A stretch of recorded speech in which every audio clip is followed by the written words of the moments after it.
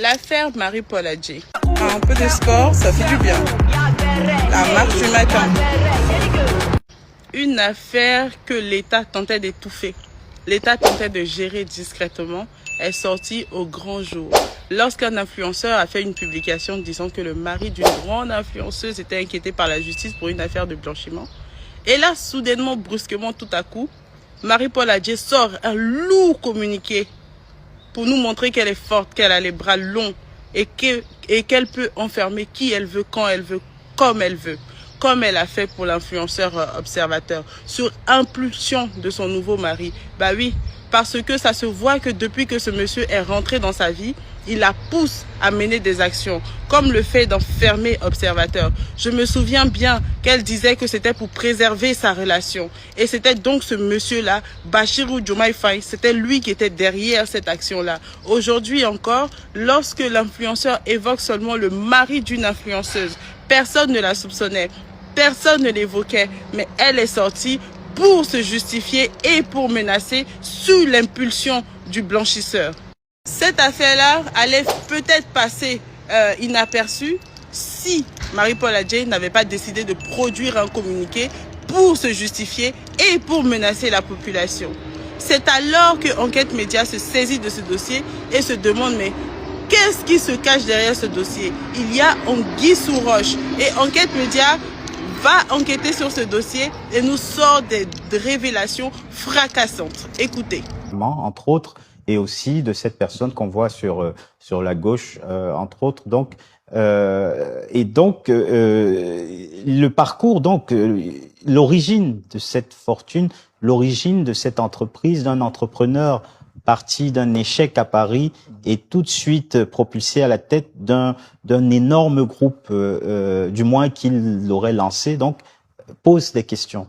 Bien entendu, l'affaire était sous cap et nous n'avions pas voulu en parler depuis un certain moment donné, mais nous avons été obligés de révéler cela et de parler de cette affaire lorsque il faut le souligner, M. Achirou est l'époux d'une média woman très populaire, influente à Abidjan. Et lorsque un influenceur à Abidjan a fait un post en parlant d'une affaire du mari d'une influenceuse qui se trouverait au pôle économique d'Abidjan.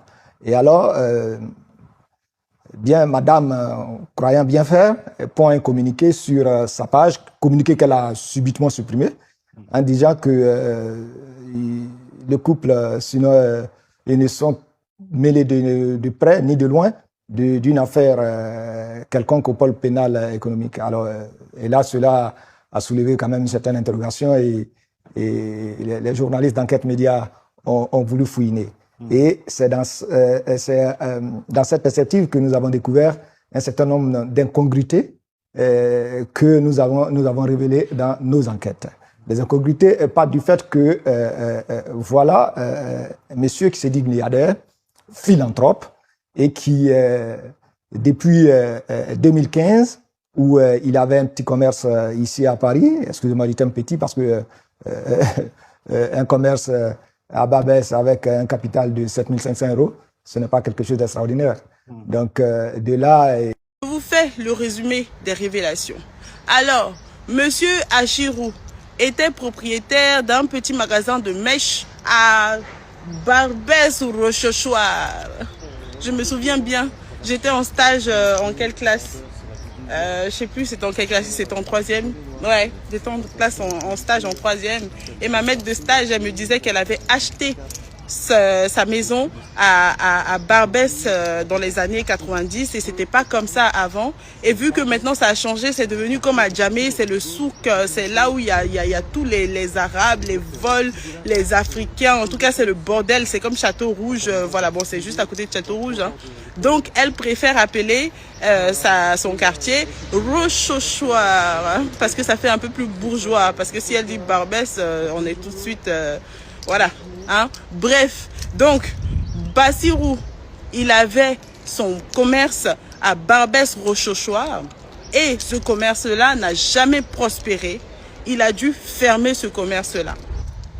en 2015. Il réapparaît en 2022 avec une agro-entreprise, agro-industrie qui brase des millions de dollars en même pas quelques mois. Ça éveille les soupçons de la justice. Les gens commencent à se poser des questions. Mais non seulement ça, mais le monsieur se présente devant les médias comme étant un milliardaire. Le monsieur va faire un mariage pompeux et il va soulever une influenceuse comme pour blanchir son image. Parce que c'est généralement comme ça. On l'a vu dans l'affaire Vemba. Il a soulevé une grosse influenceuse pour blanchir son image et puis pour se donner encore de la popularité. Bref, donc ce monsieur dit posséder 24 000 hectares. Vous savez c'est quoi 24 000 hectares? 24 000 hectares de terrain où il a posé des panneaux solaires. Une centrale électrique, 24 000 hectares. On n'est pas en train de parler de 34 hectares de Aliou Broujac. Je n'ai pas dit 34 ou 24 hectares, j'ai dit 24 000 hectares.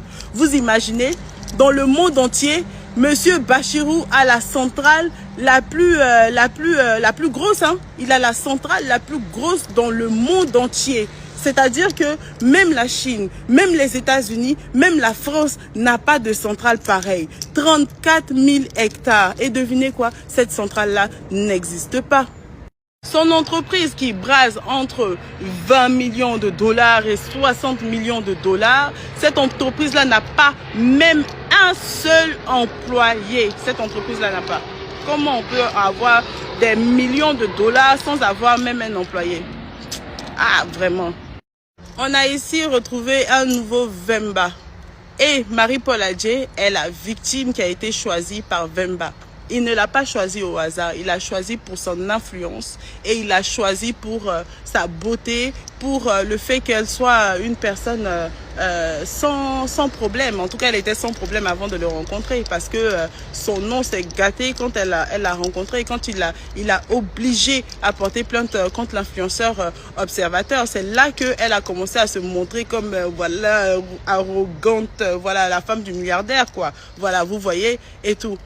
Et donc, c'est à partir de ce moment-là que Marie-Paul Adjei a décidé de prendre un nouveau visage, un nouvel air, une nouvelle manière. Bon, bref, conseillez à la dame-là de faire attention. Parce que c'est comme ça que Coco Emilia s'est retrouvée dans la dépression. C'est comme ça que Coco Emilia, elle a sombré. Hein?